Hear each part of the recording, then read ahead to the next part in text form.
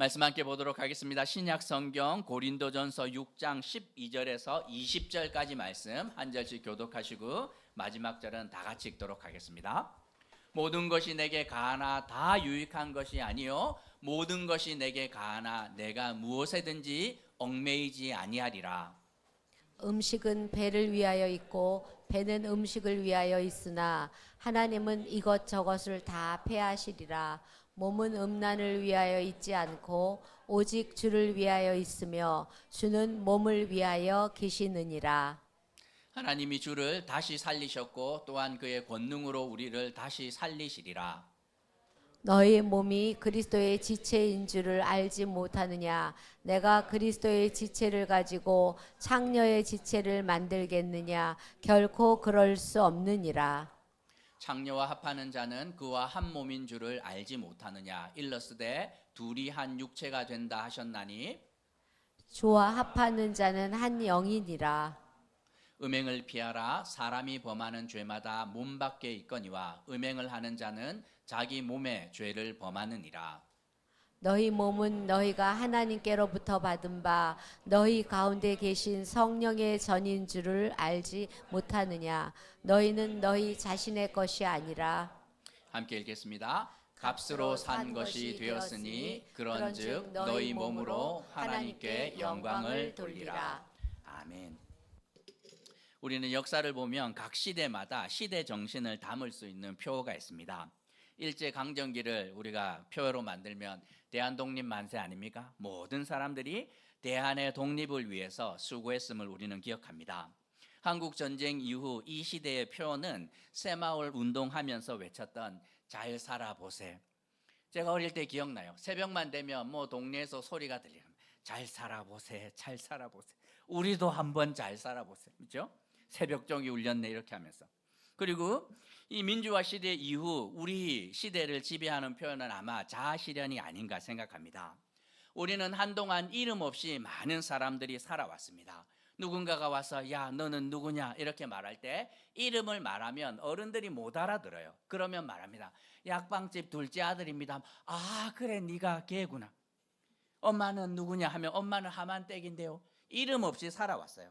아빠는 이름이 있었습니까? 아빠도 이름이 없습니다. 철수 아버지요 이렇게 하면서 다들 그냥 이름 없이 평생을 살아왔으니 잃어버린 자아를 찾기 위해서 모두가 힘씁니다. 그러니 가수가 마이크를 잡고 노래를 부르는데 내 인생은 나의 것, 내 인생은 나의 것, 그냥 나에게 맡겨주세요. 민혜경이 불렀죠. 정수라가 또 부릅니다. 원하는 것은 무엇이든지 얻을 수 있고 뜻하는 것은 무엇이건 될 수가 있어 하면서 온 민족이 자기 인생을 위해 찾기 위해 열심히 살았습니다. 학생도 선생님도 노동자도 각자의 권리를 찾아왔고 이제는 이제 엄마들조차도 내 인생을 찾아야 되겠다 하지 않습니까? 자녀들에게 엄마가 조언이라도 하면 아이들이 막 발끈하면서 엄마 내 인생이야 이렇게 말합니다. 건들지 말라는 것이죠. 제가 20년 전에 대학부 섬기면서 아이들에게 성경 공부 함께하고 기도 제목 무엇인가 한번 물어봤다가 난리가 났습니다. 목사님 이 프라이버시인데 내 기도 제목을 목사가 왜 알려고 하냐고. 이 영역 선을 넘으면 안 된다 이렇게 하는 거예요. 시대적 표어가 나쁜 것만은 아닙니다. 하지만 우리는 이런 시대의 가치관이 정말 하나님이 원하시는 것이 맞는지 우리 인생에 참된 유익이 되는지 살펴보아야 합니다. 만약 잘못된 가치관이면 누가 책임집니까? 아무도 책임지지 않습니다.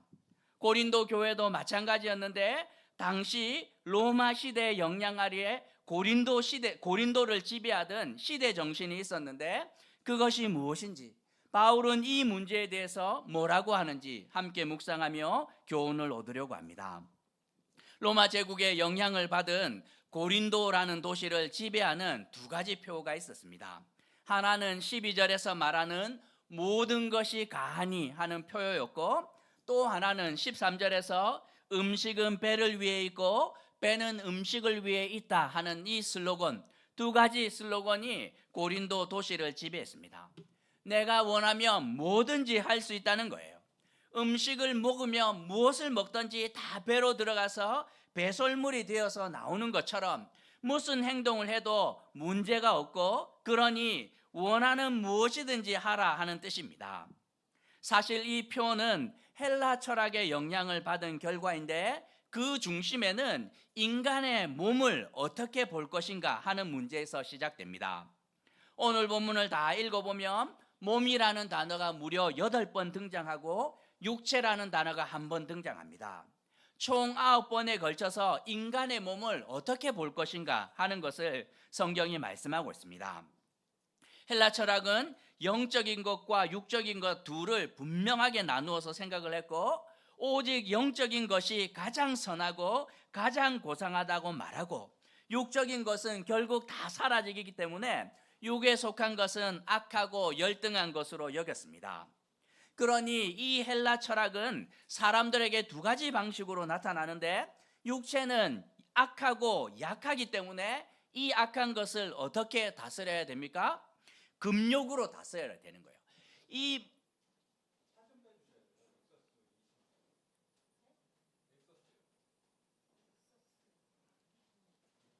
이성회 장과 같은데? 예, 2층. 네.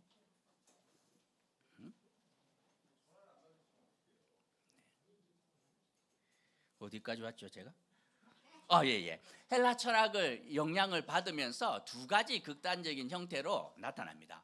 이 몸이 악한 것이기 때문에 얘를 어떻게 할 것인가 할 때 얘를 갖다가 그러니까 어떻게 하냐면 극단적인 금욕주의로 얘를 막 이렇게 막 매질을 해서 악한 것이니까 다스려야 한다는 극단적인 금욕주의자들이 등장하고 또 하나는 이 육체는 악한 것이고 결국 다 살아서 없어질 것이기 때문에 극단적인 쾌락주의자들이 등장합니다. 마음대로 살아야 된다. 여러분은 2가지 선택의 옵션이 있으면 어떤 거 선택하겠습니까? 극단적인 금욕입니까? 쾌락입니까? 2번째 거 많은 사람들이 택하지요. 그러니 사람들이 모든 것이 가하니 이렇게 하면서 음식은 배를 위해서 있고 배는 음식을 위해서 있는 것이야. 먹으면 다 들어가서 배설물을 대니 육신의 욕망을 따라 원하는 것이면 무엇이든지 가리지 않아도 된다 이렇게 말합니다. 그런데 놀랍게도 이런 시대적 정신은 바울의 가르침과 이 기독교의 복음과 묘하게 맞아 떨어집니다. 고린도 교인들은 바울을 통해 신앙생활을 했는데 예수님께서 우리의 모든 죄를 사해준다 하니 얼마나 감사합니까? 우리가 무슨 잘못을 해도 예수를 믿으면 죄가 다 사해집니다. 그러니 죄가 있는 곳에 은혜가 있다 이렇게 하는 거예요. 만약 내일 이렇게 국가에서 선언을 하면서 모든 부채 탕감해 줍니다 이렇게 하면 오늘 어떻게 하겠습니까? 가능한 많은 그렇죠? 막 대출을 받아서 그냥 한계치까지 이렇게 하면 그 다음날 다 탕감되는 거 아닙니까? 그러니 더 많은 부채를 안고 있는 사람이 더 큰 은혜를 경험하는 것이지요. 그러니 이 바울의 가르침을 들으면서 시대적 정신과 묘하게 합해지면서 연약한 성도들이 예수님이 우리 죄 다 용서하니 걱정하지 말라고, 다 썩어져 없어질 몸이고 우리가 영은 하나님과 이렇게 하나가 되는데 이 관계없다, 괜찮다, 마음대로 살아야 된다 이렇게 말합니다. 고린도 교인들의 말이 틀렸습니까? 틀린 거 사실은 하나도 없습니다. 반은 온전히 맞는 거예요. 제가 열심히 이 20대 때 대학에 들어가서 사역을 했는데 우리 김도우 집사님 그 학교 선배님인데 이 친구가 예수 믿고 나서 너무 행복했습니다. 예수님이 나의 모든 죄를 위해서 십자가에 죽었는데 진짜 와서 물어봐요. 간사님 무슨 죄를 지어도 용서됩니까? 용서된다고. 너무 행복하면서 그러면 이제 나는 마음대로 살아도 되겠구나 하면서 막 뛰쳐나갔습니다. 잘못되었습니까? 그렇지 않아요. 복음을 정말 잘 이해하고 있었지만 온전한 것은 아니었던 거예요. 사실 고린도 교인들의 생각은 틀린 것이 아니었지만 바울은 고린도 교인들의 소식을 듣고 그들의 미성숙한 믿음을 바로잡고 한 걸음 더 성숙한 자리로 그들을 인도하고 있습니다. 바울은 그들이 외쳤던 슬로건을 이렇게 바꾸어둡니다. 모든 것이 가한 것 맞지만 모든 것이 유익한 것은 아니야. 모든 것이 가한 것 그거 맞지만 우리는 무엇에든지 얽매이는 사람들이 아니야 이렇게 말합니다. 예수를 믿은 모든 자들이 무엇이든지 할 수 있지만 다 유익한 것은 아니며 무엇이든지 할 수 있다면 육신의 욕망을 지배 안 받는 그 자유까지 우리가 누릴 수 있는 것이 아닌가 하고 12절에서 바울은 도전하고 있습니다. 13절에서 음식이 배를 위해 있는 것은 맞지만 우리 몸은 그런 것이 아니라고, 육신의 욕망을 위해 있지 않고 하나님을 위해 있으며 하나님이 우리 몸을 너무 귀하게 여긴다고 바울은 말씀하고 있습니다. 무슨 뜻이냐면 로마 사람들이 생각하는 인간의 몸과 하나님이 생각하는 인간의 몸은 달라도 너무 다르다는 말씀입니다. 왜 그러하냐면 예수님이 우리 죄를 다 용서하는 것은 맞지만 우리의 몸은 썩어져 없어지는 그런 몸이 아니기 때문이라고 말씀하고 있습니다. 그러니 고린도 사람들이 자신들의 몸을 육신의 정욕을 따라 막 굴리는 것과는 완전히 다른 방식으로 우리 몸을 하나님 앞에서 귀하게 드려야 된다고 말씀하고 있습니다. 바울은 육신의 정욕을 따라 우리의 몸을 함부로 대하면 안 되는 세 가지 이유를 본문에서 설명하는데, 첫 번째 이유는 내 몸이 내 것이 아니기 때문입니다. 19절과 20절에서 너희는 너희 자신의 것이 아니라 값으로 산 것이 되었으니 이렇게 말씀합니다. 죄와 허물로 죽어서 소망이 없는 우리 인생을 주님께서 대가를 지불하시고 사셨기 때문에 우리 몸은 우리의 것이 아니라 하나님의 소유라고, 그러니 우리 마음대로 하면 안 된다고 말씀하고 있습니다. 어느 날 우리 교회 재정부 집사님이 저에게 와서 목사님, 건강검진표의 지수가 전년도보다 나아지면 상여금을 드릴 수 있습니다. 저한테 솔깃하게. 무슨 말이냐면 상여금을 준다는 말이 아니라 목사의 몸이 목사의 것이 아니라는 말을 하고 싶은 것입니다. 목사의 몸이 다 망가지면 교회가 어렵기 때문에 목사님 몸을 좀 잘 간수하세요 하는 말인 거죠. 제 몸이 담임 목사가 되는 순간 제 것이 아닌 거죠. 교회와 성도들의 것이기도 하지 않습니까? 잘 돌봐야 하는 것이에요. 17절에서 주와 합하는 자는 한 영이다 이렇게 말하는데, 우리가 고백하는 순간 우리는 독립적으로 존재하는 것이 아니라 하나님의 것이 된다는 뜻입니다. 15절에서 너희 몸이 그리스도의 지체인 줄 알지 못하느냐. 신명기에서 하나님이 뭐라고 말씀하시냐면 너는 여호와 내 하나님께서 택하신 백성이라, 여호와가 너희를 자기 소유로 삼으셨음이니라 말씀합니다. 마치 부부가 결혼으로 연합하면 남편의 몸은 남편의 것이 아닙니다. 남편의 몸을 누가 주장하냐면 남편이 아니라 남편의 몸인데도 불구하고 아내가 주장해야 되는 것처럼, 우리가 예수님과 하나 되면 예수님께서 우리의 몸을 주장하기 때문에 내 몸을 내 것이라 주장하고 마음대로 살면 안 된다고 말씀하고 있습니다. 내 몸을 내 마음대로 하면 안 되는 두 번째 이유는 19절에서 우리 몸은 단순한 살덩어리가 아니라 성령 하나님의 전이 되기 때문입니다. 결혼하기 전에 총각 때는 사실은 마음대로 살아도 큰 문제가 없지만 결혼하고 나면 남편은 아내가 의지하고 아내가 위로를 얻고 아내가 안식할 수 있는 유일한 곳입니다. 그러니 더 이상 내 마음대로 살면 안 되는 것이지요. 우리가 고백하는 순간 일어나는 일은 예수님이 성령 하나님을 통해 우리 안에 거하십니다. 잠깐 방문하는 것이 아니라 영원히 우리와 함께 거하시는데, 우리의 몸은 그 헬라 철학이 말하는 것처럼 쓸모없고 악한 것이 아니라 우리 육신 가운데 하나님께서 거하시는 하나님의 전이 되기 때문에 절대로 함부로 대하면 안 된다 이렇게 말합니다. 제가 대학부 섬길 때 이제 외국에서 살다가 이 한국 들어온 그 대학생이 하나 있었는데 조그만한 자취방이 있었습니다. 참 이렇게 소심하고 연약한 친구라 제가 담임 목사님한테 부탁해서 목사님 신방 한번 가시지요. 그래 한번 가자 이렇게 했는데 갔더니만 정말 조그만한 자취방인데 그냥 광이 납니다. 광이. 담임 목사 온다고 하루 종일 일주일 내내 청소한 것 같아요. 그리고 책상 위에 성경책 이렇게 펴놓고 신방 설교가 끝나고 담임 목사님이 이렇게 가시는데 이 친구가 저한테 와서 눈물을 글썽글썽 하면서 목사님 안 가시면 안 되나요? 진심이었어요, 그 친구는. 그러면서 물어보았더니 따님 목사님이 24시간 365일 항상 함께 있었으면 좋겠다 그럽니다.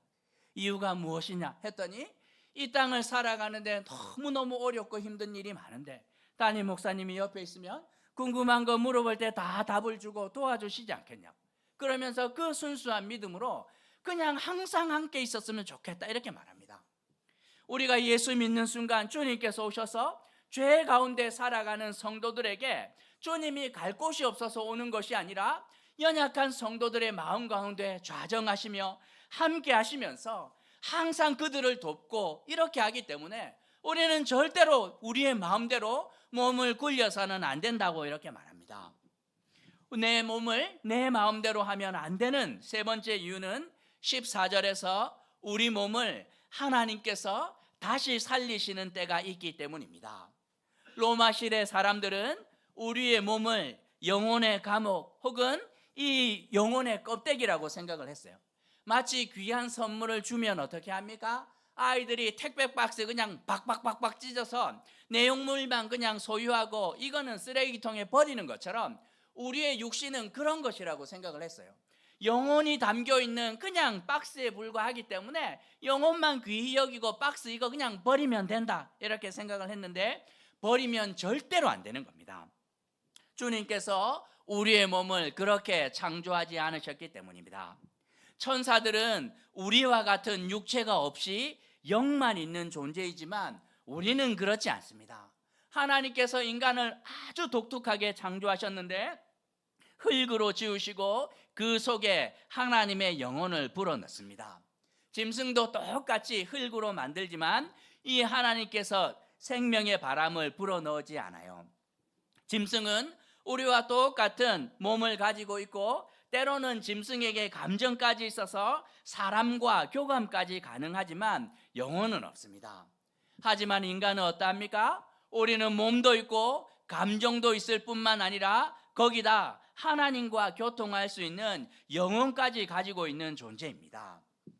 몸이 없이 영혼으로만 사랑할 수 있다면 저는 안 하고 싶습니다. 몸이 없이 그냥 영혼으로만 교감할 수 있다면 저는 그거 원하지 않아요. 우리의 몸이 하나님 앞에서 얼마나 중요한지 생각해 보아야 됩니다. 몸이 없으면 에덴 동산에 허락된 하나님의 선물을 어떻게 누릴 수 있겠습니까? 아담이 자고 일어났는데 그 떠오르는 태양을 보면서 태양 광선이 이 망막에 이렇게 들어올 때 천사들은 그거 누리지 못해요. 날마다 바뀌는 그 하늘의 별을 보면서 시절을 따라 맺히는 수많은 열매들을 혀로 경험하면서 그리고 어느 날 자고 일어났는데 하나님께서 뭘 하나 데려왔는데 하와가 옵니다. 하와가 육체를 가진 실존하는 그것이 오는데 그냥 감사의 노래가 절로 나오는 것이지요. 육신을 가지고 정말 하나님과 교통할 수 있다는 것은 오직 인간만이 가지고 있는 특권 아니겠습니까? 오래된 영화인데 사랑과 영혼이라는 영화 있습니다. 보면 막 죽고 못 사는 그 두 남녀가 있었는데 이 남자가 사고로 죽죠. 죽는데 근데 감사하게도 이 영혼이 떠나가지 않고 영혼만 육체 없이 영혼만 떠돕니다. 어디 있겠습니까? 사랑하는 연인 옆에서 이렇게 떠도는데 육신이 없으니 지켜줄 수도 없고 보호할 수도 없어요. 속이 터집니다. 영혼만 있는 이 남자가 주인공이 결국에는 영화 끝에 어떻게 되냐면 이 친구가 사정사정해서 사기꾼 이 심령술사의 몸을 잠깐 빌어서 여인을 만나요. 손을 잡고 귀로 그 음성을 들려주는데 이 자매가 깨닫는 거죠. 사랑하는 자가 내 옆에 왔구나. 몸이 얼마나 중요한지 모릅니다. 우리의 몸은 시간이 지날수록 점점 늙고 병들고 결국 죽음과 함께 이 땅에서 사라질지 모르겠지만 재림의 순간에 어떤 일이 일어나냐면 우리의 몸이 완전한 모습으로 부활합니다. 영혼만 있는 것이 아니라 이 영혼이 육신과 하나 되어서 하나님께서 주시는 그 하나님의 나라를 영혼뿐만 아니라 우리 몸을 가지고 온전히 누릴 수 있도록 주님께서 우리의 몸을 그렇게 만드셨다 이렇게 말하고 있습니다. 그러니 몸을 함부로 대하는 것 절대로 안 된다 말하고 있지요. 누가 부러워합니까? 천사가 부러워합니다. 천사는 영혼밖에 없기 때문에 육신을 가진 자가 영혼을 동시에 가지며 하나님과 교제할 수 있다는 것이 옆에서 보는데 너무너무 부러운 것이죠. 그러니 우리의 몸을 함부로 대하면 안 된다고 성경은 말씀하고 있습니다. 그러면 우리의 몸을 어떻게 사용하면 되겠습니까? 20절에서 욕망을 따라 막 살지 말고 하나님께 영광을 돌리라고 말씀합니다. 목사님, 이게 도대체 무슨 소리입니까? 하나님께 영광을 돌리라. 이게 너무 어려운 것처럼 보이지만 그렇지 않습니다. 18절에서 분명하게 말하는데 음행을 피하는 순간 우리의 몸으로 하나님께 영광을 돌릴 수 있는 시작점이 된다, 이렇게 말합니다. 음행은 하나님이 제정하신 결혼 언약 안에서의 관계를 벗어난 모든 육체적, 영적 행위를 말합니다. 그냥 단순히 외도하거나 이렇게 하는 것, 우리가 그것을 음행이라고 말하지 않아요. 우리는 마음으로 음욕만 품어도 간음한 거나 마찬가지인데 여기서 말하는 음행은 그 수준 낮은 음행이 아닌 거예요. 우리는 15절과 16절을 보면 창기와 하나 될 수 없는 몸입니다. 성도들의 결혼은 단순히 남녀의 사회적 결합이 아니라 하나님께서 하나 되게 하신 영적 결합이 영혼인 것이지요. 내가 아내에게 신실한다는 것은 아내를 허락하신 하나님께 신실한 것이 되고, 아내를 떠나 음행한다는 것은 하나님을 버리는 것이나 마찬가지입니다. 10계명에서 7계명뿐만 아니라 10계명에서 간음하지 말라, 이웃의 아내를 탐하지 말라 하고 2번에 걸쳐서 말씀하고 있습니다. 여기서 음행을 하지 않는다는 것은 물리적인 외도를 하지 않는 것을 넘어서 배우자를 하나님 사랑하듯 적극적으로 사랑하지 않는다면 우리 모두가 음행을 저지르고 있다 생각하면 됩니다. 바울은 말합니다. 너희가 아내와 남편을 힘써 살아가기만 해도 몸을 통해 하나님께 영광을 돌릴 수 있다고 놀라운 가르침을 주고 있습니다. 우리가 몸으로 할 수 있는 것들이 너무너무 많아요. 영국에 있을 때 그 학교 아이들, 기독교 동아리 아이들인데 성경 공부할 공간이 없다 그래서 우리 집으로 와서 공부를 해라, 열 몇 명 우르르 왔습니다. 그래서 애들이 밥도 못 먹고 있는 것 같아서 이제 한번 밥을 했습니다. 김밥 말고 소면하고 이렇게 했더니만 스웨덴에서 온 자매였는데 젓가락을 들고 왔어요. 밥 준다 그래. 아시안 음식 준다 그러니까. 그리고 와서 뭐 한 젓가락 했는데 이 친구가 너무 행복한 표정으로 한마디 했습니다. 글로리어스, 영광스럽다. 지난주 우리 육개장 먹으면서 영광스럽다 하지 않았습니까? 막 싸들고 가서 저녁 그 다음날 아침 먹으면서 보면 벌써 몇 주 전에 닭살 발려서 준비해 두셨습니다. 그리고 토요일 날 또 대장금들 오셔가지고 자식 새끼 먹이는 것처럼 준비하고 몸으로 우리가 하나님께 영광 돌릴 수 있는 것들이 찾아보면 너무너무 많지만 바울이 이것이 몸으로 영광을 돌리는 거야 이렇게 말하지 않고 하나 딱 말하고 있습니다. 음행을 금하라. 음행을 금하라. 너무 놀랍지 않습니까? 정말 우리가 정상적인 하나님께서 주신 부부 관계를 통하여 하나님과 관계가 회복되기 시작을 하면 거기서부터 우리의 몸으로 하나님 앞에 영광을 돌릴 수 있는 얼마나 많은 것들이 나오는지 모릅니다. 저는 저희 부모님이 평생에 싸우는 것을 본 적이 없습니다. 그렇다고 그분들이 아주 탁월한 무언가를 이룬 분들도 아니에요. 그런데 제가 살아오면서 그분들을 보면서 참 귀합니다. 서로를 함부로 대하지 않고 정말 서로를 이 존귀한 형상으로 대합니다. 저희 아버지가 이제 말수가 별로 없으시고 이제 치매가 이렇게 와가지고 단기 기억은 점점 사라지는데 갈 때마다 물어봅니다. 엄마 어떤 사람이야? 물어보면 너희 엄마 좋은 사람이다. 너희 엄마는 거룩한 사람이다. 진심이에요.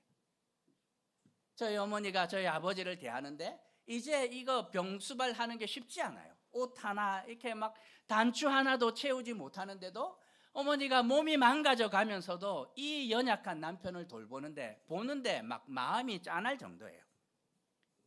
저희 아버지가 들어 누우면 코를 엄청나게 심하게 곱니다. 그냥 들어 누우면 코를 그냥 막 탱크 소리 나는 것처럼 이렇게 하는데도 불구하고 이제 그 정도 사셨으면 각방 쓰실 때도 되지 않았습니까? 각방이 아니면 그냥 트윈 베드 해서 조금 더 편하게 잘 수 있는데도 불구하고 그거 하지 않아요. 한 방에서 더블 베드 이렇게 해서 너가 아버지 잠들기 전에 내가 먼저 들어간다고 그냥 굳이 거기서 자요. 보는데 참 영광스러운 인생들이다 지금. 정말 우리가 이 부부 관계를 통하여 정말 하나님과 이 주님께서 몸을 주신 이유를 올바로 하기 시작을 할 때 그 다음부터는 얼마나 많은 것들이 나오는지 모릅니다. 일과 직업에서 단순히 돈을 버는 수단이 아니라 우리의 몸을 통하여서 하나님과 이웃을 섬기는 도구로 우리는 사용할 수 있습니다. 우리 어떤 사람은 말과 행동으로 선한 영향력을 행사할 수 있는데 사소해 보이는 몸짓, 표정, 언어, 행동 이것들을 통해서 정말 말 한마디, 눈빛 하나만 해도 그의 존재를 통하여 이 몸을 통하여 하나님의 영광이 드러날 텐데 그 모든 것 중심 가운데 주님께서 주신 거룩한 관계인 음행을 하지 않고 적극적으로 사람을 사랑하며 하나님과의 관계를 알기 시작을 할 때 우리 몸을 통하여 하나님 앞에 영광이 드러나게 될 수 있을 것이라고 성경은 말씀하고 있습니다.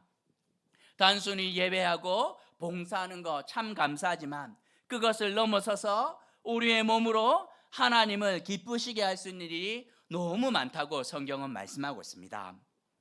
오늘 말씀을 통해 두 가지만 생각해 보려고 하는데 먼저 생각할 것은 내 인생이 내 것이 아니라는 것입니다.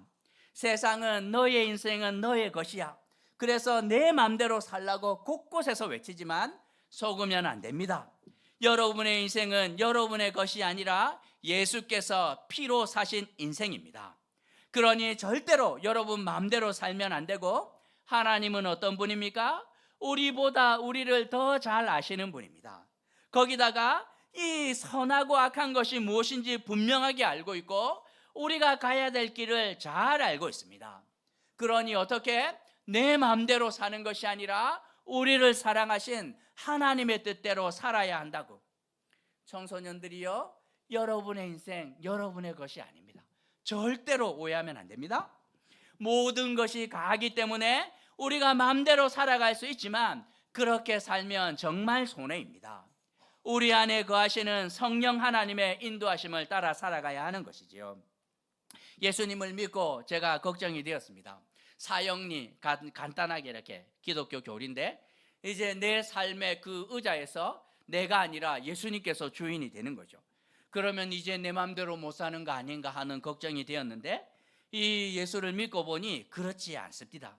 내 마음대로 살 때와는 비교할 수 없는 자유함이 오는 거예요. 왜냐하면 그분이 내 인생을 책임지는데 그 정말 말할 수 없는 자유함이 몰려오는데 얼마나 감사했는지 모릅니다. 여러분의 인생 여러분의 것이 아니지만 두려움 없이 주님의 손에 맡기면 됩니다.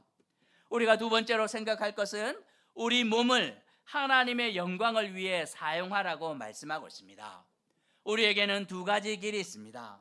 하나는 우리의 몸을 죄의 도구로 사용하는 길이며 또 하나는 우리 몸을 통하여 의의 병기로 사용하는 길입니다. 둘 다 가능합니다. 하지만 모든 것이 유익한 것이 아닙니다. 목회를 하다 보면 어떤 분들은 와서 말합니다. 목사님, 저는 후회 없이 막 살다가 죽기 전에 주님 품으로 돌아오겠습니다. See you later 하고 떠납니다. 사실 그렇게 살아도 하나님의 구원 흔들림 없이 옵니다. 정말 인생의 마지막에 이 돌아와서 예수 믿습니다 해도 차별 없이 하나님의 구원의 은혜가 허락되지만 천국 가면 영원한 시간 동안 후회합니다. 내 몸을 죄의 도구가 아니라 의의 병기로 사용한 수많은 사람들을 만날 텐데 아차 싶은 거죠. 저렇게 사용했었어야 했는데 하면서 후회합니다.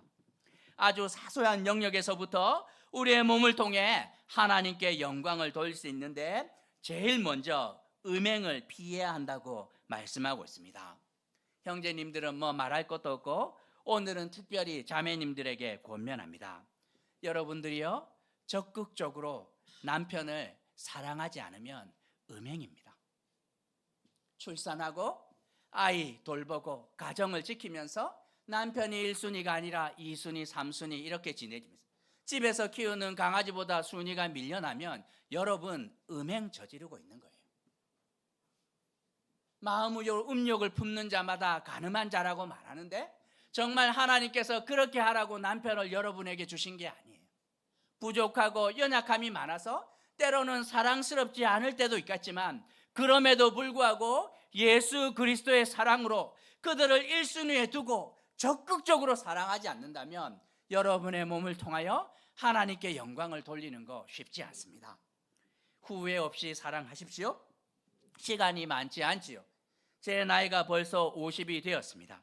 30년밖에 남지 않았고 이제 언제 또 주님께서 아내 혹은 배우자 데려가실지 몰라요.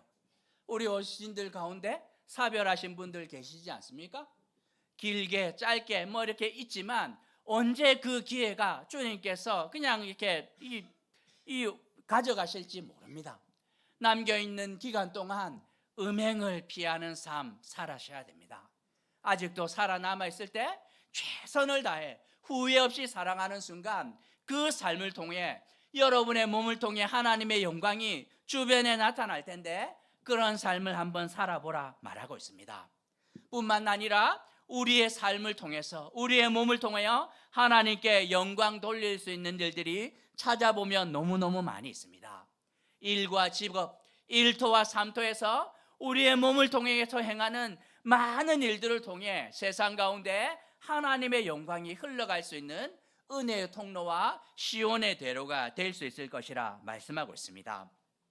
하나님의 소유된 우리의 삶을 통해 특별히 우리의 육신의 삶을 통해 하나님의 영광이 드러나는 인생이 되도록 하나님이 기뻐하시는 것을 함께 기뻐하고 하나님이 미워하는 것을 함께 미워하며 우리의 몸을 통해 하나님께 영광이 되는 삶을 살아내는 어울린 가족들 되시길 주님의 이름으로 도전하는 것입니다.